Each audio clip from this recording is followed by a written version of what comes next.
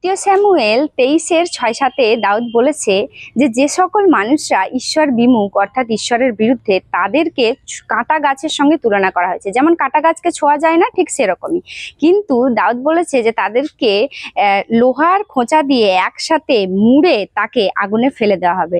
তো এটাই প্রভু যিশুও বলেছিলেন নতুন নিয়মে, যে যারা বেড়ে উঠছে তাদেরকে বাড়তে দাও, যারা ঈশ্বরকে চেনে না তাদেরকে ঈশ্বরকে না চিনতে দাও। একটা টাইম আসবে যখন তারা হয়তো এখন আপনার উপরে উপদ্রব করছে, কারণ তারা কাঁটা গাছের মতন, তাদেরকে ছুতে যাবেন, তাদেরকে কিছু বলতে যাবেন, তারা আপনার উপরে আক্রমণ করে বসবে, তাই না? ঠিক সেই কাঁটা গাছের মতন। তো কিন্তু আপনি তাদেরকে ছেড়ে দিন, দেখবেন লাস্ট দিনে তাদেরকে কেটে আগুনে ফেলা হবে। অর্থাৎ তারা যারা প্রভু যিশুকে এখনো মানছে না বা ঈশ্বরকে তারা ঈশ্বরের বাক্যকে মানছে না, তারা লাস্ট দিনে একসাথে ঈশ্বর তাদেরকে আগুনে ফেলে দেবে।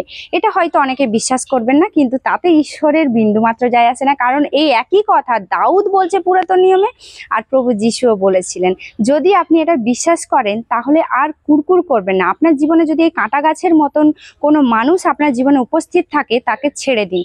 লাস্ট দিনে ঈশ্বর আছে তাকে একসাথে ধরে সেই নরকে বা আগুনে ফেলার জন্য, এতে আপনার কিচ্ছু করার নেই। এবারে দেখুন, সেই মানুষগুলো যে ঈশ্বরকে জানছে না বা ঈশ্বরকে ভালোবাসছে না, তা সেটা কি ঈশ্বরের কিছু যায় আসে না? ঈশ্বরের অনেক কষ্ট হয়, কারণ সেই মানুষগুলোকে কিন্তু ঈশ্বরই বানিয়েছে, কিন্তু ঈশ্বর চায় তারা ফিরে আসুক। এবারে তারা যদি নিজের থেকে ফিরতে না চায়, ঈশ্বর তো আমাদের সবাইকে স্বাধীনতা দিয়েছে, তারা যদি না ফিরতে চায় এখানে ঈশ্বরের কিছু করার নেই। কেন বলুন তো? কারণ ঈশ্বর আমাদের সকলকে স্বাধীনতা দিয়েছে, তারা যদি ঈশ্বরকে না গ্রহণ করে, ঈশ্বর তাদেরকে লাস্ট দিনে ওই আগুনে ফেলতেই বাধ্য হবে। এবারে দেখুন, ঈশ্বর তো চায় তাদেরকে উদ্ধার করতে, এবারে লাস্ট দিনে তো তাকে সেইভাবে ফেলতে হবে। এবারে আপনি ভাবুন, আপনি সেই কাঁটা গাছের মতন বেড়ে উঠছেন, নাকি সেই গম বা ভালো ফল উৎপাদনকারী গাছের মতো বেড়ে উঠছে? যিশু বলেছেন যে তিনি দ্রাক্ষালতা আর আমরা তার শাখা প্রশাখা। এটার একটা গভীর মানে আছে।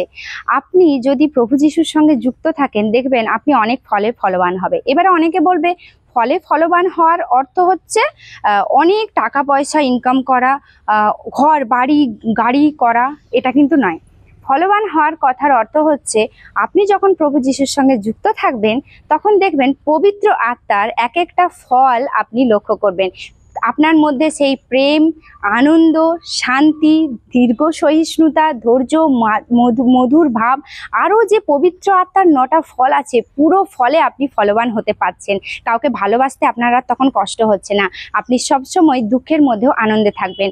আপনার হৃদয়ে একটা আলাদা শান্তি বিরাজ করবে এবং তারপরে আপনার মধ্যে আসবে ধৈর্য, দীর্ঘ সহিষ্ণুতা। লোকে অনেক কিছু বলবে, কিন্তু আপনার মধ্যে সহ্য করার ক্ষমতা আসবে।